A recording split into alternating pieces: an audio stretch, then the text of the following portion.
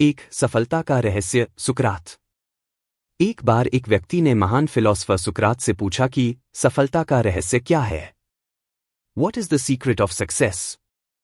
सुकरात ने उस इंसान को कहा कि वह कल सुबह नदी के पास मिले, वहीं पर उसे अपने प्रश्न का जवाब मिलेगा। जब दूसरे दिन सुबह वह व्यक्ति नदी के पास मिला तो सुकरात ने उसको नदी में उतरकर नदी गहराई की गहराई मापने के लिए कहा। वह व्यक्ति नदी में उतरकर आगे की तरफ जाने लगा। जैसे ही पानी उस व्यक्ति के नाक तक पहुंचा, पीछे से सुकरात ने आकर अचानक से उसका मुंह पानी में डुबो दिया। वह व्यक्ति बाहर निकलने के लिए छटपटाने लगा, कोशिश करने लगा, लेकिन सुकरात थोड़े ज्यादा स्ट्रांग थे। सुकरात ने उसे काफी देर तक पानी में डुबोए रखा। कुछ समय बाद सुकरात ने उसे छोड़ दिया और उस व्यक्ति ने जल्दी से अपना मुंह पानी से बाहर निकालकर जल्दी जल्दी सांस ली। सुकरात ने उस व्यक्ति से पूछा, जब तुम पानी में थे तो तुम क्या चाहते थे? व्यक्ति ने कहा, जल्दी से बाहर निकलकर सांस लेना चाहता था। सुकरात ने कहा, यही तुम्हारे प्रश्न का उत्तर है। जब तुम सफलता को उतनी ही तीव्र इच्छा से चाहोगे जितनी तीव्र इच्छा से तुम सांस लेना चाहते हैं, तो तुम्हें सफलता निश्चित रूप से मिल जाएगी। 2. अभ्यास का महत्व। प्राचीन समय में विद्यार्थी गुरुकुल में रहकर ही पढ़ा करते थे। बच्चे को शिक्षा ग्रहण करने के लिए गुरुकुल में भेजा जाता था।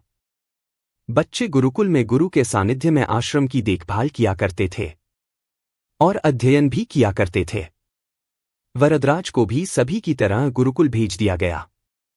वहां आश्रम में अपने साथियों के साथ घुलने मिलने लगा, लेकिन वह पढ़ने में बहुत ही कमजोर था। गुरुजी की कोई भी बात उसके बहुत कम समझ में आती थी।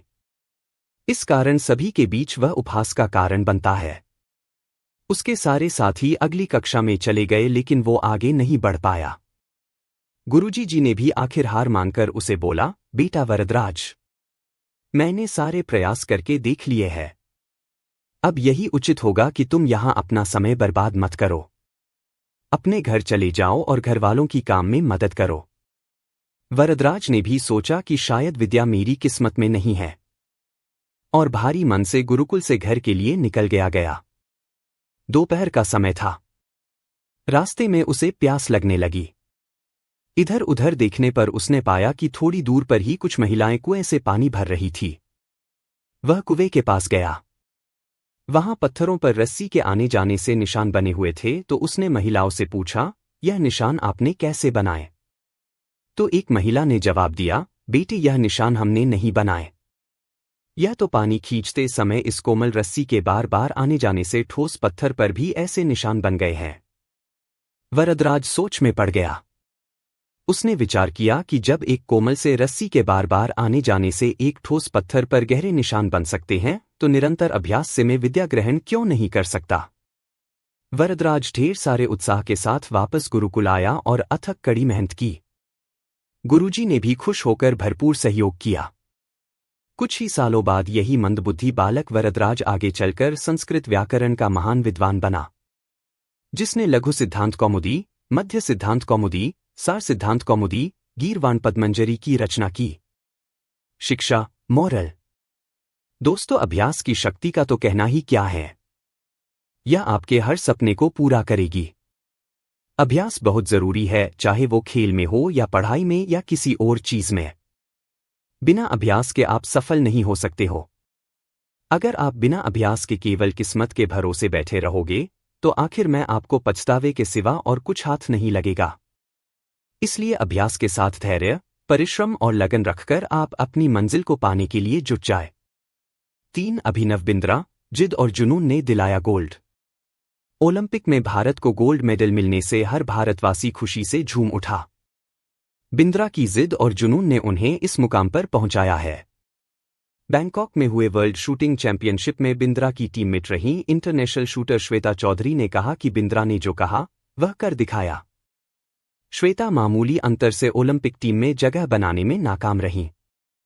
श्वेता ने बताया कि बिंद्रा ओलंपिक गोल्ड के लिए पिछले 4 साल से अनवरत मेहनत कर रहे थे। बिंद्रा ने जो कहा वह कर दिखाया।